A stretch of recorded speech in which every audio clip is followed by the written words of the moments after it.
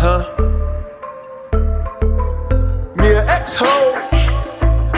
What's up, mommy? Hello. To miss me a lot, came to laugh and learn how she live her best life. Became the change in the world she wanna see. Practicing Buddha, she don't even see her enemy. Her ex-hoe zodiac sign is Gemini. She highly volatile and calm at the same time. The world for what it really is, through the eyes of the twins.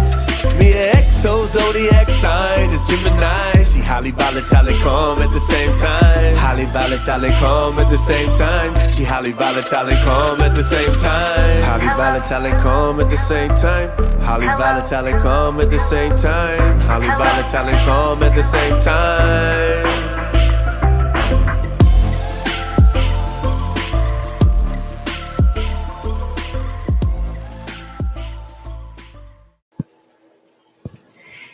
Hey guys, have you ever thought about starting your own podcast? Well, when I made this decision to start my podcast, I did a lot of research and I wanted to figure out the best, most efficient way to do that, especially because I obviously wanted to monetize it and wanted to get as much information as I could to do so, as well as the easiest way possible. The answer to every one of my questions I found very easily with Anchor. Anchor is a one-stop shop for recording, hosting, distributing, and monetizing your podcast. And the best thing about it is it's absolutely free and super, super, super easy to use. Now, you know, if I have to do too many clicks, I'm not going to do it. I can log into my account. I have the app on my phone. I can even invite others to record a podcast with me using the app right from my phone. It sends them an invitation to their app on their phone. It's so easy. I can't even stress how easy it is. So if you're interested in more information and wanting to start your own podcast, go to anchor.fm/start. That's ANCHOR.FM/START and get started today. Happy podcasting. Hello there. Hello. So, first of all, I want to start out by saying I really appreciate all of you. Whether you're listening to my podcasts, sharing them with other people, commenting and liking and sharing things on my social media, however it is that you're showing your support to me, I appreciate you. Part of the reason that I'm doing this podcast is because of recent events and just some things that I wanted to get off my chest. But of course, I couldn't, start a podcast episode without thanking everybody, because without those people that give me this constant support, I mean, even if you're just playing my podcast on your way to work, that's putting money in my pocket. So I appreciate you. I do. That being said, today's episode is going to be fairly short. This is probably something I would have usually just put on my vlog, but I don't have pretty visuals and I really want to get it off my chest. So I figured, why not do a podcast episode? That way my listeners can hear how I feel about the current state of the country and Black Lives Matter. And then it will also let them know and or remind you that I am a safe place for discussion. Okay? The reason that I'm doing this episode today is because unless you have been in another country with your head buried in the sand for the past 2 weeks, you have to know and be aware of what's going on and the racial tension that is currently going on in our country. Today is Monday, June 8th. And before I get knee deep in this, I want to preface everything I'm about to say with, and or remind you with, I don't do a fact check. So if you're looking to hear facts within this particular podcast, don't. Okay. This podcast is called Miss Me Alive, so there is no editing. So please be aware that I may get emotional and have to go silent for a second. But this is how you know that it's raw and it's real. Okay. And I want to talk about the racial tensions that are going on within our country right now. Because, I mean, for obvious reasons, this is some bullshit that we shouldn't still have to be dealing with in the year of 2020. So a couple of weeks ago, I want to say the date was the May 26th, but don't quote me on that. A black man by the name of George Floyd,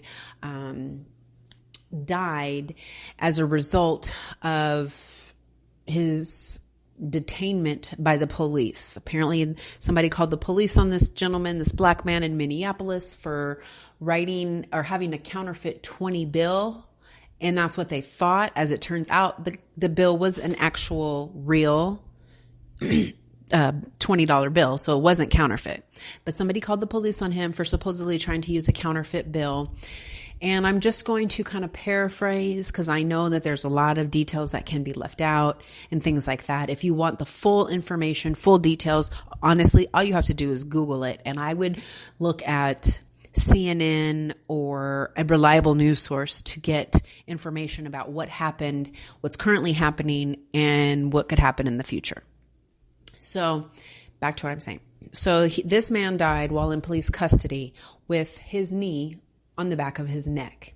And when you go, if you haven't already seen the video, when you go and Google it, you will see that no person, regardless of what they've done, deserves to die this way.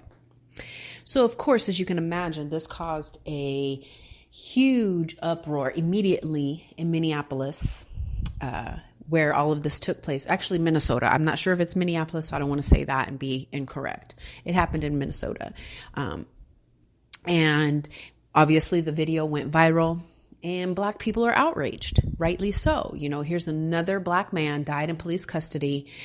And, you know, clearly it was racially motivated, the entire whole scenario, right? So a week after that, you know, the days go by and the protests grow and lead to not last weekend, but the weekend of May 29th and such. We have riots and things breaking out here in Phoenix. A mall is completely closed and shut down for who knows how long because looters broke into the mall. I mean, again, once you Google this, if you're not familiar, get familiar, then you'll see what I'm talking about. Because then it was, you know, people need to stop destroying these buildings, blah, blah, blah, blah. This has nothing to do with Black Lives Matter. But, and I'll interject here with a little fun fact, looting and rioting has always been a part of protesting. And usually the looting and the rioting is what gets results. Okay? That being said, all these people are upset about it and everything, and they're trying to compare these buildings and these material items to this man's life, which is just making the situation even worse. Now it's to the point where, you know, supposedly white militia groups are going to be, you know, really focused on trying to jam up, harass, hurt, whatever, groups of black people. We were given a curfew in the state. Everybody has to be in not in groups and such, from 8 p.m. to 5 a.m. the next day. And that actually expires today unless the governor decides otherwise. So for the past week, we've been under a curfew. The looting and the rioting has continued, the protesting, all of that has continued. When this first started, there was a total of 4 officers involved with this young man's death. When this first started, only 1 officer had been arrested, and he was charged with 3rd-degree murder. A real quick lesson on that: there's no such thing as 3rd-degree murder. There are about 6 states that still use that. Everybody else uses the term manslaughter. So initially, he was arrested and charged with manslaughter. Fast forward a week of protesting, looting, rioting, etc. His charges are bumped up to 2nd-degree murder. And the other 3 officers that were involved, also second-degree murder, if I'm not mistaken. I also want to say that 2 of these officers were brand new. One of them is of Asian descent, and please forgive me if I'm incorrect. I believe that's what his background is. And the other officer of color is mixed, half black and half white. But from what I read, didn't have a whole lot of interaction with the black side of his family because he was adopted by a white family. And I'm saying all of that just to kind of give you a juxtaposition on what's going on. Because of course people are, well, black people are killing each other all the time. Why? Blah, blah, blah, blah, and I just want to give you those 2 officers. There was maybe 4 or 5 days on the job, just to give you perspective. Now, fast forward, all 4 have been arrested. They've been all arrested and charged with second-degree murder. And so clearly things are going on, right? Clearly things are happening. Changes are happening. I'm also starting to see, during this time, you will also start to see an increase in support from the community. We have all of these community leaders, or most of these community leaders, that are reaching out to these black businesses, such as myself, to, come to have discussion forums and meetings and coming together, trying to, be an ally, be an asset to us. And I said all of that as a background to say this. Don't get me wrong.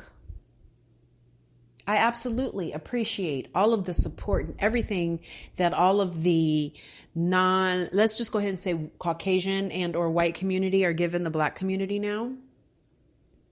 I really appreciate, companies like the Brand Consortium, who last Friday put together they pulled all of their people, their network of people, other PR firms, marketing, etc., and sat down with a lot of black business owners here in the Valley and tried to work with them to see how they can help them and what services they can offer.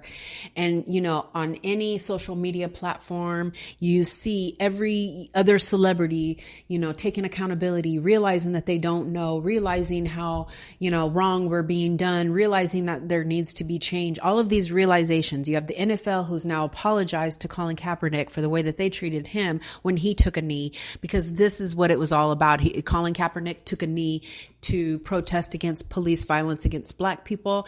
And now the NFL, all of these people, people are coming out, things are coming out that were said by people years and years and years ago. And it's like, we're getting all of these apologies, right? And all of this awareness, right? And all of this publicity, right? But my question is, because it's great now, but my question is, and my frustration is, where was all of this all along? I've had my business, it'll be 18 years this month in June. And not once have any of these resources been presented to me in this fashion. As a matter of fact, the PR company that put on the event that I mentioned that took place last week, I actually worked with her in that company, the owner, etc. And she was very rude to me. Now, granted, that was a few years ago. And so I'm hoping that, she has since realized the error in her ways, because she's not rude to me now on social media. She was the one who put me on to that event that her company was hosting, and, and really trying to, do what she can in her community of Scottsdale. And I think that's great. I just don't understand. I think I even posted something like this on my Facebook. I don't understand where all of this hate came from. Like, what is it? And what I also don't understand is, why did it take yet another black person's life to be canceled by the police for people to finally start to step up? This particular PR company knew I was around since the 5 years ago that we worked together. I've never interacted with her as much as I have recently. I have so many corporations reaching out to me wanting to offer their services and assistance to help further my business. Where were all these people at 5-10 years ago? You know, where were all these people at a month ago, 2 months ago, last year? We won't even count 2020 because motherfuckers been on lockdown, right? But last year, where were all these people? And I think it's great that they're doing it now, but I can't help but wonder, where were you at last year, the year before that? You know what I'm saying? Why weren't you going this hard for the people in your community then? Because let's be real, folks. Had they, been going to bat for us from jump, just in general, white people going to bat and having, black people's backs and everything, had they been doing all that from jump, we wouldn't fucking be here. We wouldn't be now in a situation where I'm 42 years old and I have a goddamn curfew. I got to be in the house by 8:00. I can't go shopping at my favorite mall because the looters and the rioters got into the mall and fucked it all up because supposedly this George Floyd situation. And I say supposedly because it's already been proven that a portion of these rioters and looters have nothing to do with George Floyd, that they were actually paid to participate and or just like doing it for fun. One guy, I want to say his name is Jake Paul. He's a famous YouTuber, gets his money. He's got millions of followers doing crazy shit. And that's the reason he was part of the rioting downtown Scottsdale, because it was fun. So it's like, I just, while I appreciate the newfound interest in our community, in our Black community by our white friends, I guess I just don't understand why it took so long. Why did it take all of this for you to just see us as an equal? Why did it take yet another innocent Black man's life to be taken for you to want to see us as equals, to want to work with us? Like, why did we have to go through all of this just to get to here? These are the questions that have been on my mind, These are the questions that have been on my mind as a professional going through this situation. Now, my personal questions are completely different. And are not, because I'm seeing more of my white friends that didn't support me so much before doing it now. I'm seeing so much more support just in general, and I just don't understand. Like, I'm the same person doing the same shit. I wasn't cool enough then, So that's my own professional conundrum within everything that's going on. And I just hope that with this particular episode that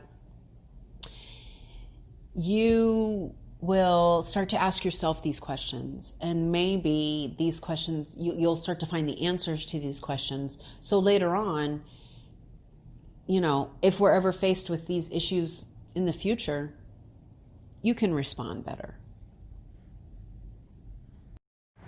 What's up, y'all? This your girl, Mia. So here's my quick little promo about my business, because we all know that if we don't get to pay the bills, being homeless is not a good look. So yeah, I plan events. I love doing it, been doing it forever. And you can visit my website at miahillery.com for details. That's miahillery.com.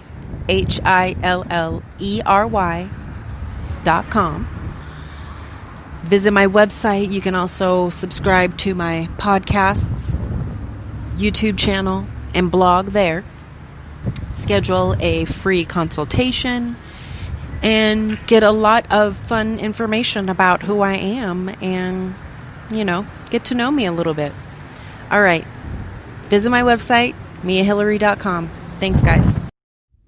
It's funny because I was really hesitant to do this segment of the podcast just because I didn't know how people were going to take it. With everything that's going on in our country right now, it's just posing a lot of questions in my mind. And one of those questions, in addition to what you heard in the previous segment, is, why am I going so hard for the Black man who does not go so hard for me? And I just need you to think about that before you start jumping to your assumptions and getting in your feelings, because Black women support everybody. You can see us supporting white people, women. You can see us supporting men. You can see us supporting children. And any situation that needs the support, needs a group of people to rally for them, Black women are always there. As a Black woman, I can confirm that's rarely the case in return. It's rarely reciprocated, especially from our Black men. When things are all peachy keen and, copacetic and whatnot, the majority of our Black men do not treat our Black women with respect.